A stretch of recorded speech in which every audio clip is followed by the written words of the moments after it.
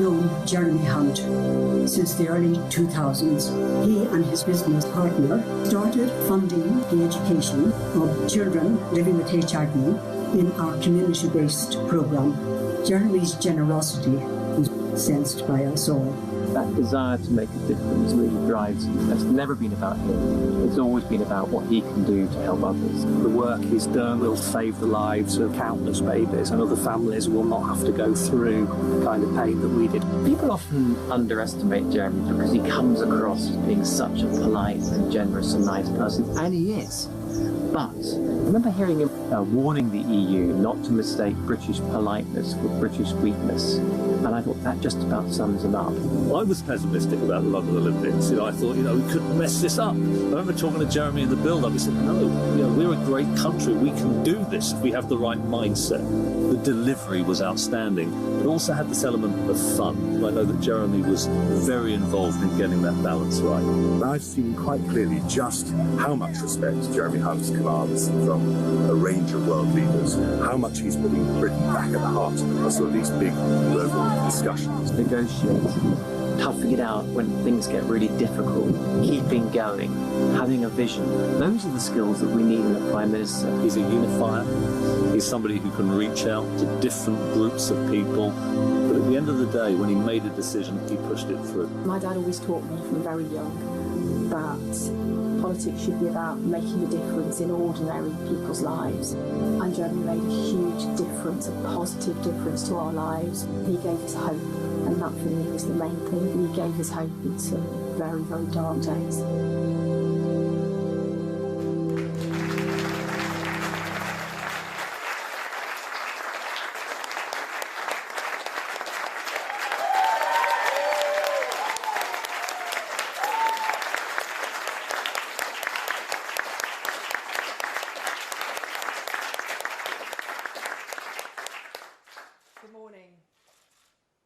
The next leader of the Conservative Party has one hell of a shift. They have to deliver Brexit swiftly, orderly and well. And that means preserving the opportunities that come for our country from leaving the EU. They have to restore faith in Cabinet, in government, in Parliament and our politics. And they have to grip the challenges of our times. And they must give our country and its citizens pride and confidence by bringing them together. My name will be on Jeremy Hunt's nomination papers today.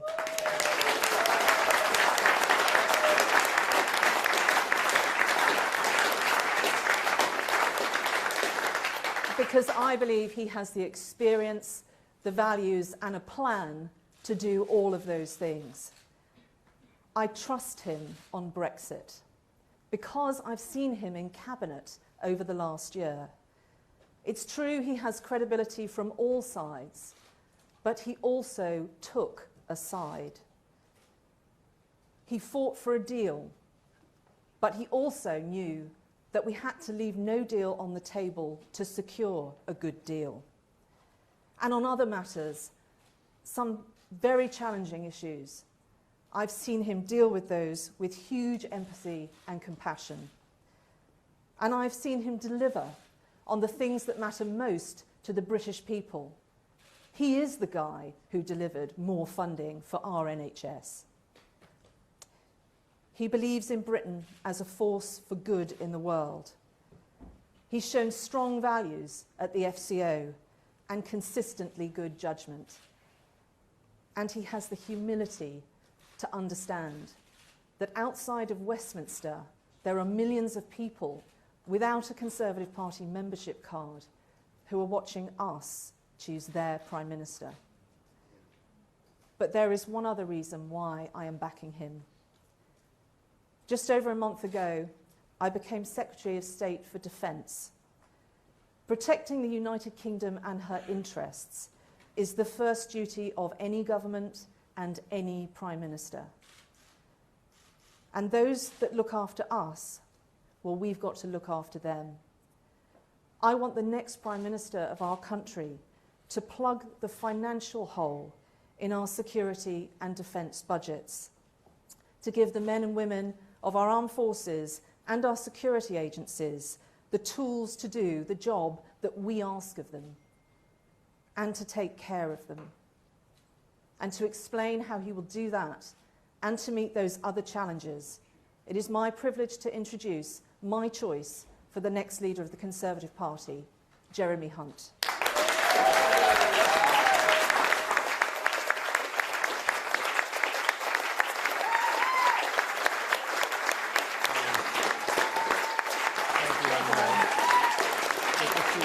Where's my wife? I've got to say hello to her. Fantastic.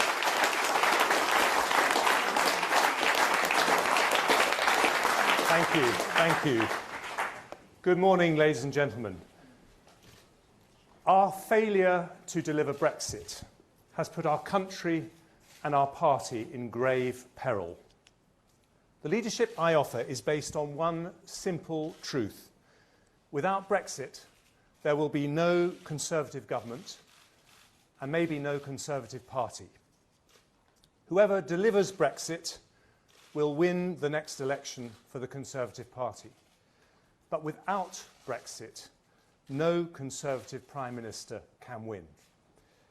So delivering Brexit and winning the next election are not different things, they are the same. And the person most likely to do that is someone who can negotiate a deal that will pass through Parliament. As an entrepreneur and a cabinet minister who has spent his whole life doing negotiations, I am that person. But before I explain how we need to go forward, let me pay tribute to Theresa May and the unflinching sense of duty she has shown as Prime Minister. History will be more generous to her than the newspapers today, because alongside her setbacks in Parliament, it will also record her extraordinary dedication to party and country, alongside her wholehearted commitment to delivering the referendum result. When we leave the European Union, her role in shaping our departure, not least the priority she attached to the control of our borders, will be judged both significant and honourable, and I thank her for her service to our country.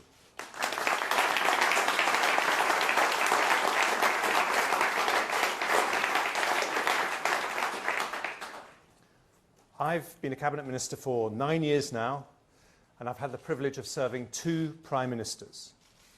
But I'll be different to both. I'll be the first Prime Minister who's been an entrepreneur, creating hundreds of jobs in a way that goes to the heart of what we stand for as a party. Margaret Thatcher inspired others to go into politics, but in my case, she inspired me to start a business, and I will never forget having the great honour of thanking her for this in person shortly before she passed away. I'd also be the first Prime Minister to have been responsible for our biggest public service, the NHS, a post I held for longer than anyone else, during which, perhaps not coincidentally, I saw my first grey hairs emerge. Being responsible for the 5th largest employer in the world and our country's biggest social mission was never easy, but it was always a privilege. And as a Conservative, I understood the foundations on which the NHS rested. Yes, I was proud to secure its biggest ever funding increase, double what Labour had promised. But that was only possible because we had turned the economy round. Every single one of the 1,000 jobs we have created every day since 2010 paid taxes that funded the spending increases the NHS needed. When we said a strong NHS needs a strong economy, it wasn't just a slogan, it was the truth.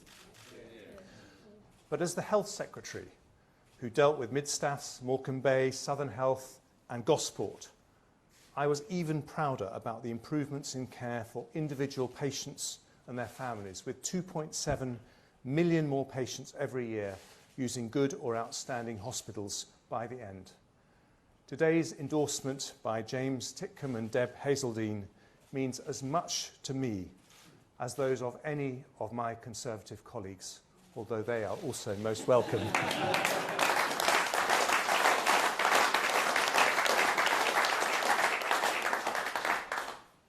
I'd also be the first Prime Minister for half a century who's won a marginal seat. Like Amber, whose endorsement I was so proud to receive today, I know what it's like to fight for every single vote. I didn't need the European elections to teach me the Liberal Democrats should never be underestimated, and I know we will never govern as a majority unless we get fully behind our candidates and MPs in marginal seats. So, as a campaigner, I know challenging elections can be won. As an entrepreneur, I know there's no success without risk. And as a Brit, I know there is nothing our great country cannot achieve. Which takes us to Brexit. With me, to face the unyielding Brussels machine, you'll be sending in a Prime Minister who has been negotiating all his life. I've always said I'd be prepared to leave without a deal if there was a straight choice between no deal and no Brexit. But I'd do so with a heavy heart because of the risks to businesses and the risks to the Union. And I would not do so if a deal that commands the support of Parliament was in sight. But Parliament has made clear its intentions to take no deal off the table, no matter what the new Prime Minister says or does. So without a deal, any Prime Minister who promised to leave by a certain date would have to call a general election to change the parliamentary arithmetic. And that is an election we would lose badly, because the lessons of the European and Peterborough elections are clear. If we fight an election before delivering Brexit, we will be annihilated. Squeezed by the Brexit party on the right and the Lib Dems on the left, we will simply allow Labour through the middle. And if that happened nationally, it would be the end of Brexit. Because whatever else a Labour government did, and I worry about all of it, it would never deliver Brexit. So we need to get real. We're facing a constitutional crisis. Our new Prime Minister will preside over a hung Parliament. A serious moment calls for a serious leader.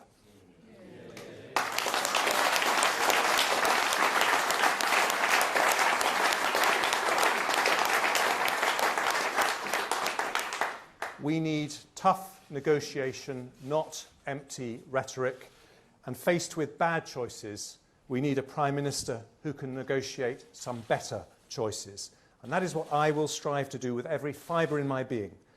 Because having talked to many European leaders, I believe that if we show determination, ingenuity and confidence, there is a deal to be done. A deal that can get through Parliament, a deal that delivers on the referendum, and a deal that allows our country to move on. But just as I never defined my own politics by Brexit, nor must we as a party. We need to broaden our appeal to Remainers, to women, to minorities, to young people, and to the centre ground. That means an economic vision, and as a tech entrepreneur, I'll fire up our country to be the world's next Silicon Valley, a hub of innovation based on our world-class universities, our creativity, our inventiveness. It means a social mission, prosperity not just for its own sake, but prosperity with a purpose. I want the Conservative social mission to be education. Not the 50% of school leavers who go to university and generally get an excellent education, but the 50% who don't. Too many of them leave education unable to read or add up properly and without the qualifications to get a well-paid job. So I will negotiate a long-term plan with the teaching profession, more funding in return for a guarantee that we will be the first generation to abolish illiteracy and ensure that no one leaves our education system without a rigorous qualification sufficient to work up to at least the average salary. And then this country needs to start walking tall in the world. My dad was in the Navy throughout the Cold War. We followed him from Devon to Scotland, from Portsmouth to Surrey. When the Berlin Wall came down, he had the sweetest win any military man could hope for. Victory without firing a single shot. While Jeremy Corbyn was marching for CND, my father and many others were marching for freedom. And that victory came because Britain, America, and our NATO allies recognised that peace comes through strength. I passionately want the United Kingdom to continue its global vocation. But there's a price to be paid for that: properly funded armed forces. Which is why, with a more aggressive Russia and a more autocratic China, I pledge to increase the proportion of our GDP we spend on defence, alongside maintaining our 0.7% aid commitment, and why I'm particularly delighted to have Defence Secretary Penny Mordaunt here today to hold me true to that pledge.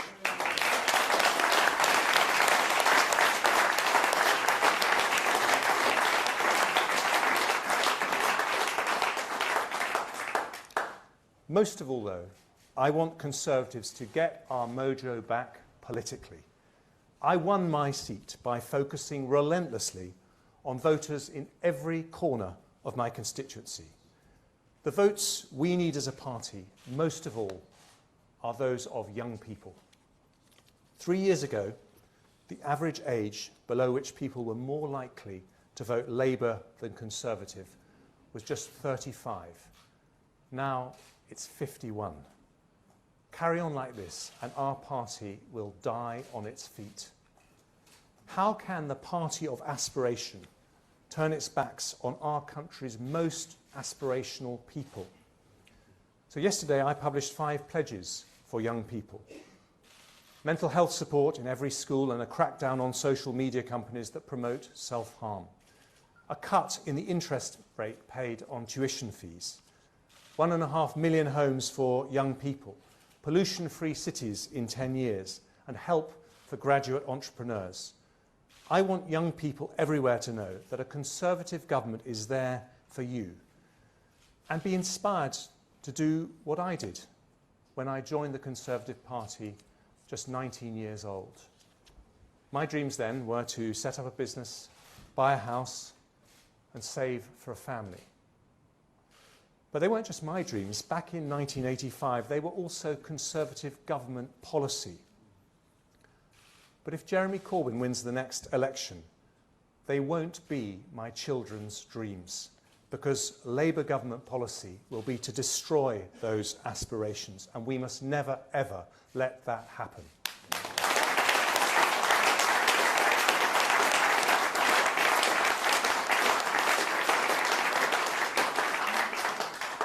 So the biggest single reason that I want to be Prime Minister is to make sure our children and grandchildren can enjoy the same opportunities we did. To grow up in a prosperous and free country, bursting with opportunity for every single one of its citizens. Not a divided country, but a united kingdom, proud of its 4 nations who add up to far more together than they ever could alone. A small island with less than 1% of the world's landmass, less than 1% of the world's population, that has nonetheless done more than any other country, bar America, to shape the modern world as we know it. A country saved by the heroes of D-Day we remembered last week, but which looks to the future with confidence as much as the pride with which it looks on the past.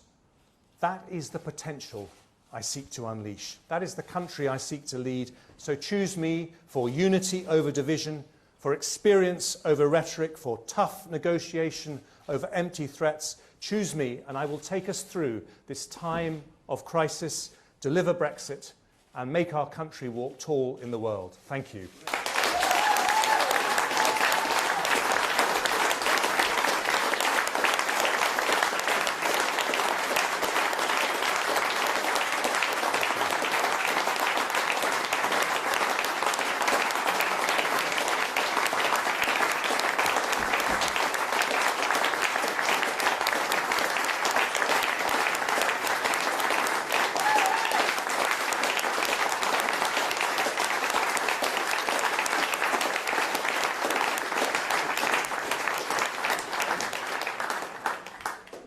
Now we've got my favourite bit, which is questions from the media. So let's start with Gary Gibbon from Channel 4. Gary.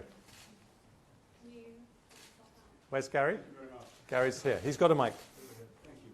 Thank you. Two things. One is you kept saying, and so did the people in their introductions, that it's time for a serious person. Is there anyone around you think is unserious at the moment who's going for this job?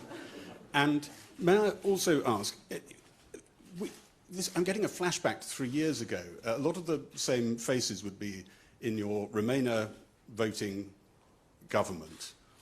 What is it that will be different under you? I still don't understand it. What is it you forgot to do, or that was cleverer, that you were overruled from doing on Brexit? Or is this just, let me have another go? Well, first of all, let me take that second point first. If we look at our Conservative colleagues as Remainers or Brexiteers on the basis of how they voted 3 years ago, we will never get a Brexit deal through Parliament. We have to come together as a party. And I look at my colleagues, and pretty much every single one, whichever part of the party they're from, are committed to delivering the referendum. And the reason they do that is because they know that unless we honour the promise we made at the last election, we can never face the country again at the next election. And that is what will unite our party.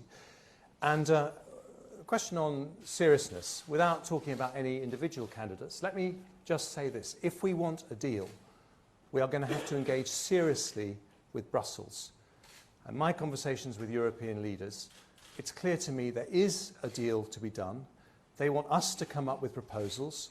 And what has changed, I think they understand that the backstop is not going to get through Parliament. They may not have understood that before. I think they understand the seriousness of the situation if we don't resolve Brexit soon, for them as well as for us.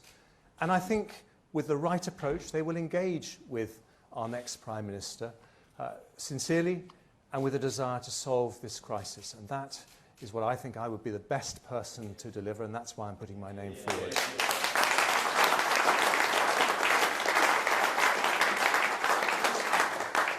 Robert. Jeremy, a couple of questions, neither of which will desperately surprise you. You say that for you, a no-deal Brexit is on the table, but you also say you have no confidence that Parliament would allow it, that it would trigger a general election, which you also say would be a catastrophe for your party. On that, you rather agree with Amber Rudd. So is there any deadline for you on Brexit talks that means anything?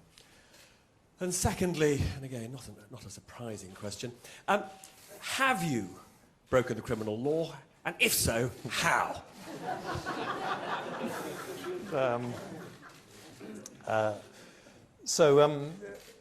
Let's first of all talk about no deal. I've always been clear that if the only way to, I think I said this on your show actually, if the only way to deliver Brexit was through no deal, then that is the route I would go. But I don't believe that Parliament will allow that as an option. And I think we have to operate in the realms of what the credible options are. If we go to the EU and start threatening them with a no-deal option that they know Parliament is going to take off the table, and that is not a credible way to start a negotiation. We have to be honest with them about the situation we face as much as the situation they face. And in terms of the deadline, the 31st of October is a very pressing deadline, both for us and for the EU, because that is when the extension is agreed to. And I think both sides will try very, very hard to do a deal by then, and I most certainly will. Have I ever committed a criminal act, Robert? I'm just really racking my brain at the moment, but the answer is no. Right, a few views here. Right, have we got from the BBC? Have we got Laura or Nick? Laura. Thank you very much, Secretary of State. What is it that European leaders are saying to you privately about the possibility of a new deal that is the opposite to what they say publicly, which is that there cannot be no renegotiation of the withdrawal deal? I also know that you want to pitch yourself as someone who could take the Conservative Party forward and reach out to young people and women. Is that at odds with your views about women's rights, which many people might believe is going backwards? Well, first of all, no government I lead will ever seek to change the law on abortion. And with respect to your second question, the conversations I have with European leaders are that they very much do want to engage with us to find a solution. I had conversations last week with Angela Merkel, Emmanuel Macron, and there is a willingness to engage. And there is a willingness to listen to our solutions to the Northern Irish border issue, which is a very, very difficult issue on both sides. They are clear that there can be no solution that could lead to the return to border infrastructure on the island of Ireland, and I agree with that. So in the framework of that very, very important red line for both sides, we have to look to find a solution that can work for both of us, and I think there is a sincere desire to do that, and I think I'm the person who can get us closest, and I hope, very much hope, actually deliver that as well. Francis Elliott from The Times.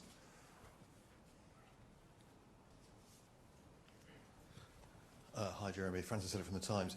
Just pressing on this deadline issue, you say a no deal can't get through Parliament. You say you won't deliver Brexit before the next election. What's to stop Brussels from just pushing you up against the deadline for the next election? Is there any extension period to which you won't accept ultimately? Well, that is exactly the reason why we have to approach these negotiations in a very smart way. Because if we go with an ultra hardline approach to them, we'll get an ultra hardline response, and they will just refuse to move, and we'll get to the 31st of October and nothing will have changed except, as you say, we'll be one step closer to a general election in which we will be annihilated. So the question for this campaign is, who is the Conservative leader, who is the Prime Minister, who is most likely to make progress in discussions so that we do have a deal that can get through Parliament, and I am that person. And last one, Beth Rigby from Sky. Beth. Mr. Hunt, just to be clear, on October the 31st, if you haven't got your deal, do you trigger a general election or do you delay? Because it seems to me that what you're saying is that you will delay Brexit past the October the 31st deadline rather than have no deal or a general election. Can you just spell out what you're going to do? Well, Beth, you know, a wise Prime Minister will make choices on the basis of the options that are in front of them on the table at that time. And we don't know what those choices are. We don't know what legislation Parliament may have passed. We don't know who the new incoming European Commission figures will be. They're coming in on the 1st of November. There are lots of things that will have changed. But the one thing I can say categorically is that I will never take action to provoke a general election before we have delivered Brexit, because that would be absolutely fatal for our party.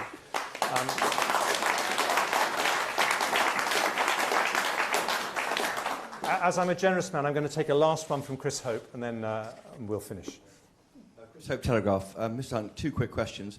What would you say to Telegraph readers Two questions. and the Tory members who think you're just continuity Theresa May?